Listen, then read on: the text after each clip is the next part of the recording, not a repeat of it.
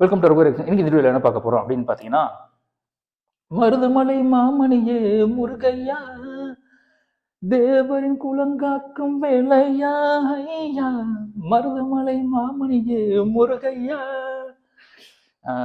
நான் வந்து முருகர் பற்றி தான் பேசுகிறேன். என்ன அப்படின்னு பார்த்தோம்னா, நேற்று ஒரு ரைடு ஒன்று பண்ணியிருக்காங்க. எங்கே அப்படின்னா திருச்செந்தூர் சுப்பிரமணிய சுவாமி கோயிலில் வந்து ரைடு ஒன்று பண்ணியிருக்காங்க. என்னன்னா, முறைகேடா வந்து சிறப்பு தரிசனம் கூட்டு போறேன் அப்படின்ட்டு அதிகமாக கட்டணம் வந்து வசூலிச்சிருக்காங்க அப்படின்னு ஒரு புகாருக்காக வந்து ரைடு போகிறாங்க. ரைடு போகிறது யாரு அப்படின்னு பார்த்தீங்கன்னா, டிவிக்கு சேர்ந்த அறநிலையத்துறையை சேர்ந்த அமைச்சர் நம்ம ரமேஷ் அவர்கள் தான் வந்து ரைடுக்கு போறாரு.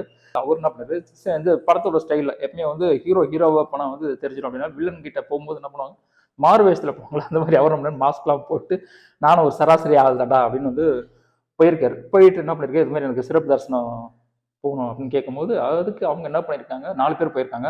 ஒரு ஆளுகிட்ட 1000 ரூபா அப்படின்ட்டு 4000 ரூபா வாங்கியிருக்காங்க சிறப்பு தரிசனம் டிக்கெட்டுக்கு. அதுக்கப்புறம் நம்ம அமைச்சர் சும்மா இருப்பாரா, மாஸ்க் ஐடி நான் தாண்டா அமைச்சர் அப்படின்னு இருக்காரு. அதுக்கப்புறம் என்ன யார் யாரு பார்த்தா, அர்ச்சகர்ல இருந்து உள்ள வேலை செய்யறவங்க எல்லாருமே இதுல கூட்டுங்க. ஒரு ஆளுக்கு 4000 ரூபாய் வாங்கியிருக்காங்க அப்படின்னு போது ஒரு நாளைக்கு எத்தனை சிறப்பு தரிசனம் போயிருக்கோம், எத்தனை வருஷம் போயிருக்கோம், எத்தனை லட்சம் அடிச்சிருப்பாங்கன்னு நினைச்சு பாருங்க. அதாவது மக்கள்லாம் வந்து ஏண்டா இவங்களுக்குலாம் வந்து ஓட்டு போட்டோம் அப்படின்னு சொல்ற மாதிரி சில வீடியோ வந்தது. இதுக்குதான் நீங்க எங்களுக்கு ஓட்டு போட்டீங்க அப்படின்ற விஷயங்கள் வந்து ஒவ்வொரு நாளும் பாத்தீங்கன்னா எதனாலும் விஷயம் பண்ணிட்டு தாங்க இருக்காங்க. இந்த டிவிக்கு பொறுத்த வரைக்கும் அப்டேட் பண்ணிட்டே இருக்காங்க. நாங்க வந்து நல்லது செய்யதான் வந்திருக்கோம் அப்படின்ட்டு சொல்லாம ஒவ்வொரு வந்து சைட்லயும் காட்டியிருக்காங்க. பாருங்க, சராசரி ஆளா போனா கண்டுபிடிச்சாங்க. மாஸ்க்லாம் போயிட்டு ஒரு அமைச்சர் போய் கண்டுபிடிச்சிருக்காரு அப்படின்னு. இதுதான் எனக்கு தெரிஞ்சு தமிழ்நாட்டுல ஃபர்ஸ்ட் டைம் எனக்கு தெரிஞ்சு ரைடு போனது. இங்க போறது, அமைச்சர் ஆய்வு பண்றது, அதுக்கப்புறம் பஸ் ஸ்டாண்ட்ல ஆய்வு பண்றது, அதே மாதிரி இன்வெஸ்ட்மெண்ட் வேணும் அப்படின்னு வீடியோ போடுறது, இதெல்லாம் வந்து எனக்கு தெரிஞ்சு டிவிக்கு ஆக்சுவல் தான் பண்றாங்க. இவங்க பண்ற ஒவ்வொன்றும் பார்த்தீங்கன்னா மக்கள் நலனுக்காக தான் பண்றாங்க. சரி, ஓகே. ஆய்வு போனாருங்க. ஆய்வு போன பிறகு அங்க இருக்கிற எல்லாரும் வந்து பணியிட நீக்கம் பண்றாரு.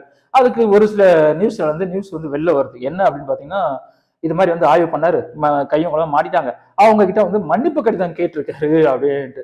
நான் கூட என்னடா அது, இவங்க தானே ஆய்வு பண்ணாங்க, எதுக்கு மன்னிப்பு கடிதம் அப்படின்னு நினைச்சு ஒரிஜினலா சில நியூஸ் சேனல் இருக்காங்க, அவங்கள பார்க்கும் போது தான் தெரியுது அவங்க மன்னிப்பு கடிதம் கேட்கல, விளக்கம் கடிதம் கேட்டிருக்காங்க. எதுக்காக வந்தீங்க, எதுக்காக நீங்க வந்து இவ்வளவு காசு வாங்குறீங்க அப்படின்ட்டு. அது மட்டும் இல்லாம இனிமேல் வந்து சிறப்பு தரிசனமே ஒண்ணு கிடையாது அப்படின்ற ரூல்ஸும் வந்து போட போறதா பேசிட்டு இருக்காங்க. உண்மையா என்னன்னு தெரியல. ஆனா பண்ணா உண்மையிலேயே நல்லா இருக்குங்க எனக்கு தெரிஞ்சு. ஏன்னா வந்து நம்மளாம் கால் கலைக்க வந்து நின்றுட்டு இருக்கோம் கால் வழியில. நம்ம முன்னாடி காசு இருக்குது அப்படின்ற ஒரு காரணத்துக்காக வந்து அவங்க அசால்ட்டா போயிடுவாங்க. போயிட்டு நல்ல மரியாதையா அவங்கள வந்து அமுச்சு விட்டுருவாங்க. அது மாதிரிலாம் பார்க்கும்போது எவ்வளவு கஷ்டமா இருக்கும். ஏன்னா நம்மளும் அவங்கள மாதிரி மனுஷங்க தான்.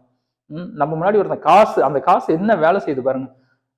எப்படி இருக்கும் எல்லாருக்கும். எல்லாருமே வந்து குழந்தை குட்டிகளோட நிற்பாங்க. அடிக்க வெயில்ல வேக்கர்ல நிற்கும் போது ஒருத்த மட்டும் காசு இருக்குன்ற ஒரு காரணத்துக்காக வந்து பார்த்துட்டு போகும்போது எவ்வளவு கஷ்டமா இருக்கும். அதையும் மாத்த போற அப்படின்னு சொல்லியிருக்காங்க. உண்மையிலேயே நல்ல விஷயம். ஏன்னா சில சேனல் வந்து அவதூறு பரப்புறாங்க. இது மாதிரி அவங்க வந்து விளக்கம் கடிதம் கேட்டாங்கன்ட்டு. அவங்க வந்து இது மன்னிப்பு கடிதம் கேட்டாங்க அப்படின்ட்டு. அவங்க மன்னிப்பு கடிதம் கேட்கல, விளக்கம் தான் கேட்டிருக்காங்க. அதனால அதே மாதிரி ரமேஷ் அவர்கள் என்ன சொல்லியிருக்காருன்னா, பாகுபாடு இல்லாம எல்லாருமே நடவடிக்கை எடுப்பேன் அப்படின்னு சொல்லியிருக்காங்க. அர்ச்சகரை வந்து இனிமேட்டு அர்ச்சனை பண்ணக்கூடாதுன்னு சொல்லியிருக்காங்க. அவங்க ஒரு சில பேர் வந்து பணியிட நீக்கமும் பண்ணியிருக்காங்க அப்படின்னு சொல்றாங்க. இதெல்லாம் கேட்கும்போது உண்மையிலே ரொம்ப சந்தோஷமா இருக்குங்க.